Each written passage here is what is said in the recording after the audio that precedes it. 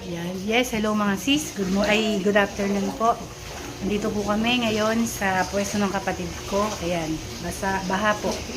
Ayan. Namili po kami ng sopasen at saka ng pang-adobong manok po. Makapagpakain po sa evacuation center kahit na konti, kahit ano man lang. Ayan po. Ayan po yung ano natin, dalawang malaking kalderong sopas, tapos kahit po mga 200 plus na pack po ng adobo na pagkain dun sa evacuation center, yung mga hindi na po makakapagluto, hindi makakauwi, makatulong po ng konti tayo. Ayan po, oh. Sa street po namin, sa bahay namin, hindi po baha. Kaya lang sa ibang mga dulo po, lagpas tao yung mga baha. Tsaka talagang malalalim po mga sis. Ayan po, oh. Baha, oh. Pero sa mismong bahay po namin, hindi po baha. Kaya mga sis, dito kami medyo mababaw yung baha dito. Ayan mga sis, oh.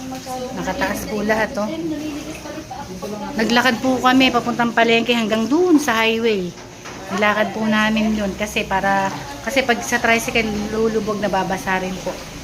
Ayan mga sis, oh. Ayan, magagayak lang po muna kami mga sis ng pagkain luluto, ipapak. Ito po sis, mga sis, ayan, ito po sponsor po namin, ayan. Ayan, kapatid po ko po itong bunsong babae. Ayan, puro kami po ito magkakapatid, tsaka mga pamangking ko, kami po yung nagagayak ng ipapapiding po namin mga sis. Masyado pong malalim yung mga baha. Maano pa po ito dito. Magpapak po muna kami sis, tsaka luto ah.